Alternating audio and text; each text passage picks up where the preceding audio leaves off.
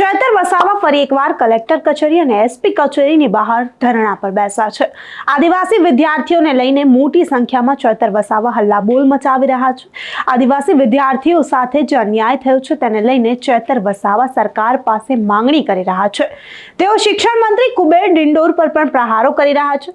ત્યારે ચેતર વસાવાને સાંભળીએ કે આદિવાસી વિદ્યાર્થીઓને ન્યાય અપાવવા તેઓ બબાલ કરતા વધુમાં શું કહી રહ્યા છે અને કઈ રીતે હંગામો થઈ રહ્યો છે એ દ્રશ્યો પર પણ એકવાર નજર કરીએ। પણ આ વાતની ચીમકી ઉચ્ચારી હતી કે જો જે સંસ્થા સામે કાર્યવાહી નહીં કરવામાં આવે તો મારી ડીડીયાપાડાની કાર્યાલય પર 100 થી 150 વિદ્યાર્થીઓ જેટલા થયા હશે, વારા પરથી બધા આવતા હતા। તો મા કામલમ જે ફાઉન્ડેશન છે એની અમે પ્રત્યક્ષ રૂબરૂ મુલાકાત લીધી તો ત્યાં કોઈ કોચિંગ ક્લાસ, કોઈ પ્રોફેસર, કોઈ ટેકનિકલી પ્રેક્ટિકલી કોઈ સાધનો કે કોઈ પણ જાતનો એવો તાલીમ કે કોચિંગ ક્લાસ નહોતા ચાલતા। અને એમના પર જ્યારે અમે એની પરવાનગીની માંગણી કરી કે ભાઈ તમારા પર ગુજરાત નર્સિંગ કાઉન્સિલની પરવાનગી છે તો નથી, તમારી પાસે ગુજરાત આરોગ્ય અને તબીબી વિભાગની પરવાનગી છે તો નથી, તો જે સંસ્થા કે જે ટ્રસ્ટ ગુજરાતમાં પોતાની ઓફિસ ખોલીને બેંગ્લોર કે બહારની યુનિવર્સિટીઓ સાથે સંલગ્ન રહીને અમારા આદિવાસી વિદ્યાર્થીઓના જે ઓરિજિનલ ડોક્યુમેન્ટ લે છે, જેને સરકાર પણ માન્યતા નથી આપતી, સરકારી સ્કોલરશીપ પણ નથી મળતી કે સરકારી ભરતીઓમાં એમને પાત્રતા નથી ધરાવતા, તો કેમ આટલી બધી કૌભાંડો આ વિસ્તારમાં છેલ્લા આટલા વર્ષોથી ચાલે છે?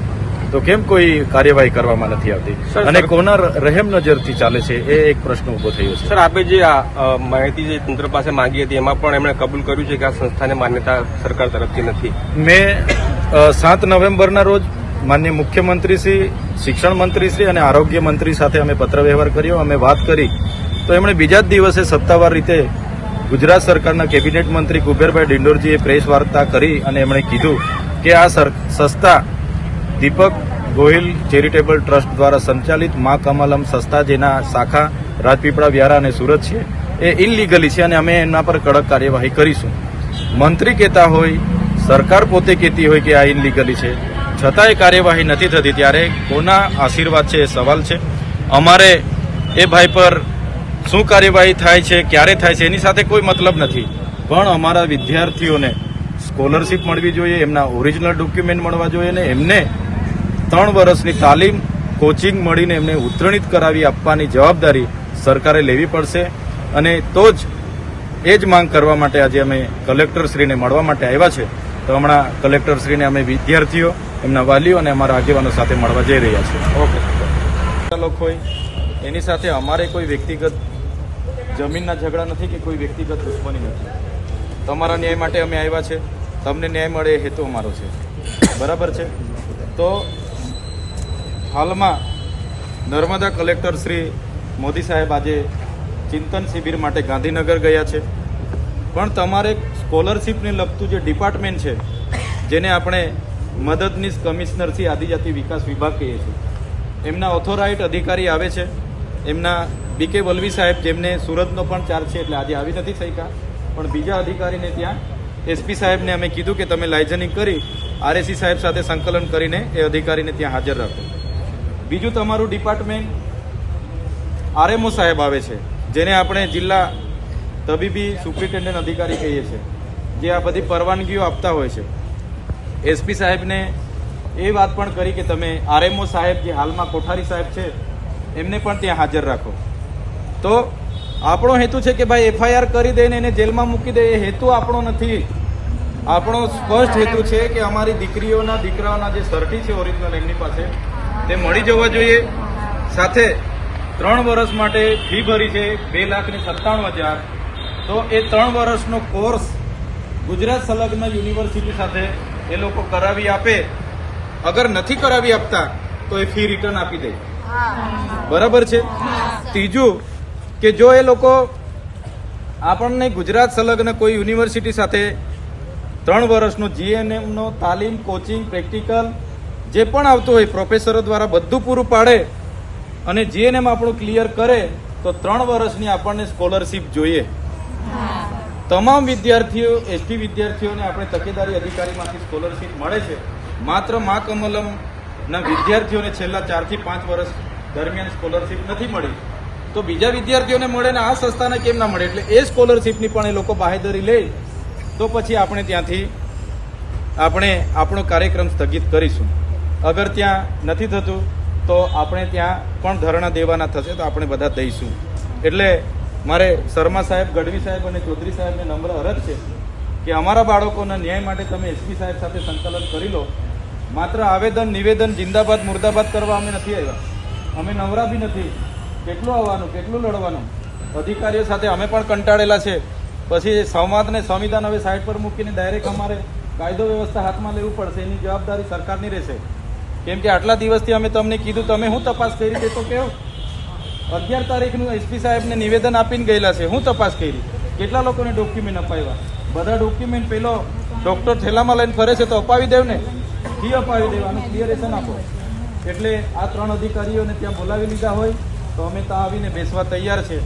પણ બાહેધરી આપવી પડશે કે આટલો અમે શિષ્યવૃત્તિ મળવી જોઈએ, આમનું જીએનએમ ક્લિયર કરવું જોઈએ ને એમના ઓરિજિનલ ડોક્યુમેન્ટ મળવું જોઈએ. તો જ ને જીએનએમ ગુજરાત યુનિવર્સિટી સાથે, એ બેંગ્લોર, હૈદરાબાદ ને આંધ્રપ્રદેશની યુનિવર્સિટી અહીંયા કોઈ ચલાવતું નથી. એટલે આવી ફ્રોડગીરી અમે નહીં ચલાવીએ. ને આટલી મોટી સંસ્થા 7,000 વિદ્યાર્થીઓ સાથે ફ્રોડ કર્યું તો સરકાર શું કરે છે? આજે અહીંયા મોટા મોટા નેતાઓ સ્વઘોષિત મસીહા બનીને અહીંયા રાજપીપળાના અહીંયા આજુબાજુમાં ફરે છે. એ લોકો કાં છે? મગનું નામ મરી પાડવા તૈયાર નથી. શું આ રાજનીતિનો મુદ્દો છે? આપણા દીકરા દીકરીનો મુદ્દો છે? અહીંયા કાલે ધારાસભ્ય હાથે કંઈ થયું નહીં થયું તો રાતે એફઆઈઆર થઈ જાય. પોલીસ દોડતી વળે, હોતી વળે અમને. તો આ 10 દિવસ સુધી શું કાર્યવાહી કરી પોલીસની? એટલે અમે લડવાના મૂડમાં છે ભાઈ. અમે અહીંયા બેસીને ચા પીવાના, નાહવાના, ભાગવામાં નથી આવ્યા. એટલે વાત કરી લો.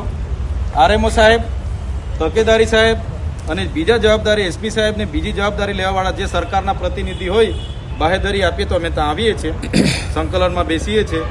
નહીં થશે તો અમે બધા બેસીશું. ને તમારા પોલીસ અધિકારીને કહી દો, આ ગેટ બેટ પર રોકવાનું નહીં. બધા ત્યાં અમે આવીશું. અંદર અમે 10 જણ 15 જણ બેસવાના બેસીશું, પણ બધા ત્યાં દરવાજા પર ઉભા રહેશે. તમારા પોલીસ અધિકારીઓ બધા મિત્ર છે, તમારી સાથે અમારે કોઈ વ્યક્તિગત નથી, પણ ન્યાય કોઈ અપાવતું નથી. શું કરવાનું બોલો? ચેતરભાઈ, આપણે આ જેટલા વિદ્યાર્થીઓનું ભવિષ્ય બગડ્યું છે આ બ્રાન્ચના કારણે, બરાબર, તે બંધ નહીં થાય તો કોને ખબર આગળ બી આવું થઈ શકે છે. તો પછી એટલે બંધ કરવી વધારે જરૂરી છે. આ ભવિષ્ય તો બગડ્યું જ છે, આગળ પણ બગડી શકે છે. દીકરી ઇન્જેક્શન કઈ રીતના મૂકશે વગર તાલીમે? બોટલ કઈ રીતના ચડાવશે વગર? ઓનલાઈન ક્લાસ ચાલતા હોય તો કેવી રીતના ખબર પડે? ઇન્જેક્શન કેવી રીતના પકડવાનું, સિરીઝ કેવી રીતના પકડ, એ ખબર બી હોવી જોઈએ ને. પછી આપણા જેવા વિદ્યાર્થીઓ કે કોઈ પણ બીમાર માણસ જાય તો એને કેવી રીતના? અમે ભરૂચથી સિંધોદ ગામથી આવું છું. મારું અમીષાબેન ઇન્દ્રસિંહ પઢિયાર. અહીંયા શા માટે આવેલા છો? અહીંયા મા કામલમાં મારી છોકરીનું એડમિશન હતું. મા કામલમાં નર્સિંગ કરે છે. અત્યારે સુરત છે હાલમાં. તો સુરતથી અમે અહીંયા આવ્યા છે. અને આવું કહે છે કે હવે સરકાર માન્ય નથી તો છોકરીનું જે બગડી ગયું છે વર્ષે એનું શું થશે? એમ પૈસા કદાચ મળી જશે, પૈસાનું અમને એ પણ નથી, પણ અમે એ જોઈએ છે કે આ છોકરીનું ભવિષ્ય ગયેલો સમય કોણ પાછો આપશે? એનો ગયેલો સમય કોણ પાછો આપશે? 1.5 વર્ષથી જ્યાં ભણી છે, કેટલી મહેનત કરી છોકરીઓ મહેનત ભણી છે, કરીને છોકરીને ભણાવી છે. આજે બધા એવું કહે છે કે છોકરીઓ પાછળ કન્યાદાન લોકો બહુ બધું આપવા માંગે છે કુંવારિકાને, ત્યાં આવું કૌભાંડના પૈસા છોકરીઓના લેવાના છે. આ બધું શું થાય છે એમ એને અમને ખબર નથી પડતી. દીકરીઓને ભણાવો. આપણે કહે છે કે છોકરી પગ પર ઊભી થાય. છોકરીનું ભવિષ્ય માટે અમે આટલી મહેનત કરીને આટલે દૂર છોકરીને બહાર મૂકી છે. કહે છે કે છોકરો સોનું છે ને તો છોકરી હીરા છે, અને હીરો સાચવવા બે અઘડું છે. દૂર લગી છોકરીને જે મૂકી છે ને એ મા બાપને પૂછો કે ઊંઘ આવે છે કે નથી આવતી, કારણ કે એ લોકો જોતા નથી કે સુરત હોસ્પિટલની અંદર શું થાય છે. કબૂલે છે કે આ સંસ્થા અમારી પરમિશન નથી લીધી તો કેમ તમે એના પર કાર્યવાહી કરતા? અમારે અમારા વિદ્યાર્થીઓના ઓરિજિનલ ડોક્યુમેન્ટ આપો, અમારા વિદ્યાર્થીઓની 3 વર્ષની સ્કોલરશીપ અપાવો, અમારા વિદ્યાર્થીઓને 3 વર્ષમાં તાલીમ આપો, એને જીએનએમ પૂરું કરાવો, અને સરકારી ભરતીઓમાં પણ અમારા વિદ્યાર્થીઓને નોકરી મળવી જોઈએ. અમે નાની મોટી ખાનગી હોસ્પિટલોમાં નોકરી કરવા માટે 3 લાખ રૂપિયા ફી નથી ભરી. કાળી મજૂરી કરીને, લોન લઈને, વ્યાજે પૈસા લઈને અમારા બાળકોના માતા પિતાએ પૈસા ભર્યા છે. કેમ સરકારને ખબર નથી? કોના આશીર્વાદથી ચાલે છે? 7,000 અહીંથી દીકરીઓને 7,000 દીકરીઓને આવી રીતના એમણે બહાર પાડી છે, તો એ દીકરીઓ ઇન્જેક્શન કઈ રીતના મૂકશે વગર તાલીમ વગર? બોટલ કઈ રીતના ચડાવશે? દવા કઈ રીતના આપશે? અને દર્દીઓ તમારા હોય અમારા સગાવાળા દર્દીઓના જીવનનો સવાલ છે ભાઈ. આરોગ્ય તો મુખ્ય કેળવણી કહેતા આરોગ્ય જ આગળ ના હોય સારી રીતના તો કેવી રીતના આગળ ચાલશે? આવેદનપત્ર આપેલું છે ને એનું સંદર્ભે તપાસ અમે કરી રહ્યા છીએ. એ તપાસમાં અત્યાર સુધી 24 વિદ્યાર્થીઓને ઓલરેડી ડોક્યુમેન્ટ મળી ગયેલા છે. બીજા જે અરજીમાં અને આવેદનમાં જે 45 વિદ્યાર્થીઓ હતા એના સિવાયના બીજા 500 વિદ્યાર્થીઓ આવેલા છે. એમાંથી 7 વિદ્યાર્થીઓને ઓલરેડી ડોક્યુમેન્ટ મળી ગયેલા. એમાં બધાના અલગ અલગ પ્રશ્નો છે. દરેકના ઇન્ડિવિજ્યુઅલ અમે પોસ્ટર બનાવીને આખી વિગત ઓલી કરી છે. તેને શું ક્યાં ક્યાં એને ઇસ્યુ આવેલા છે. અમને સાહેબ અમને કોઈ જ વાંધો નથી. તમારી સાથે તમારી તપાસ તમે કરો છો, તમારા પર અમને પૂરો ભરોસો છે. પણ આ બાળકોના 3 વર્ષ બગડી ગયા, એ 3 વર્ષ કોણ લાવી આપશે? 3 વર્ષ પોતાના જીવનના મહત્વના અમૂલ્ય બગડી ગયા. એને સ્કોલરશીપ નથી મળવાની, સરકારે ના પાડી દીધી. આ મને પત્ર વ્યવહારથી જાણ કરી. સરકારે કીધું કે એમને કોઈ જાતની સ્કોલરશીપ અમારી સંસ્થા નહીં આપશે. એ ખાનગી સંસ્થા ઇનલીગલી છે. એ સંસ્થામાં અભ્યાસ કરતા તાલીમાર્થીઓને અમે સ્કોલરશીપ નહીં આપી શકીએ. એમને સરકારી ભરતીઓમાં એ પાત્રતા ધરાવતા નથી. તો હવે આ વિદ્યાર્થીઓની જવાબદારીઓ કોણ લેશે? એમાં અમે માહિતી માંગેલી છે 2021-22ની અંદર 22 વિદ્યાર્થીઓને સ્કોલરશીપ મળેલી છે. એ આખું લિસ્ટ છે. અમે આજે ગુજરાત સરકારના કેબિનેટ મંત્રીશ્રીએ સત્તાવાર રીતે પ્રેસ કોન્ફરન્સ કરી છે. આ અમને લેખિત જવાબદારી એમના અધિકારી ગુજરાત સરકારના અધિકારીએ આપી છે. એમાં સ્પષ્ટ એમણે મને લખ્યું છે કે ભારત સરકાર દ્વારા પ્રમાણિત આવી કોઈ પણ સંસ્થા નથી. આ સંસ્થા આરોગ્ય અને પરિવાર કલ્યાણ વિભાગ ગુજરાત સરકાર અને ગુજરાત નર્સિંગ કાઉન્સિલ અમદાવાદ દ્વારા માન્યતા ધરાવતી સંસ્થા નથી. જેથી આ સંસ્થા ખાતે તાલીમ મેળવતા તાલીમાર્થીઓ ગુજરાત સરકારશ્રી દ્વારા કરવામાં આવતી સ્ટાફ નર્સની ભરતી માટે અમાન્ય થાય છે. તેમજ સ્કોલરશીપ માટે પાત્રતા ધરાવતા નથી. ગુજરાત નર્સિંગ કાઉન્સિલ અમદાવાદ નીતિ નિયમો અનુસાર માન્યતા પ્રાપ્ત ન હોવાના કારણે આ સંસ્થાના તાલીમાર્થીઓ સરકારશ્રી દ્વારા કરવામાં આવતી ભરતી, સ્કોલરશીપ અને ખાનગી સંસ્થામાં સ્ટાફ નર્સ તરીકે ફરજ બજાવવા માટે યોગ્ય ધરાવતા નથી. સરકારી ભરતીઓ તો ઠીક, ખાનગી સંસ્થામાં પણ આ લોકો હવે પછી નોકરીઓ માટે પાત્રતા ધરાવતા નથી. તો અમારા વિદ્યાર્થીઓના 3 વર્ષ બગાડ્યા. અમારા વિદ્યાર્થીઓને જે સ્કોલરશીપ મળવાની હતી તે બગાડી. અમારા વિદ્યાર્થીઓનો અમૂલ્ય સમય ગયો.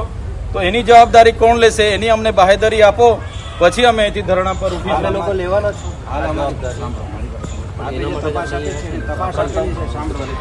ઓરિજિનલ ડોક્યુમેન્ટ, સ્કોલરશીપ અને આ લોકોને 3 વર્ષનો કોર્સ પૂરો થાય ત્યાં સુધી કોણ જવાબદારી લેવાના છે આ તમામ વિદ્યાર્થીઓની? એ જવાબદારી માટે તમે આવો અને જવાબદારી બાહેધરી અમને આપો.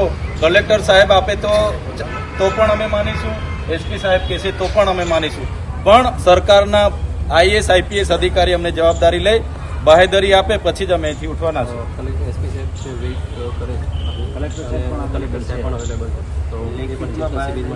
સરકારી નોકરી મળશે પણ આપણે મળીશું બરાબર.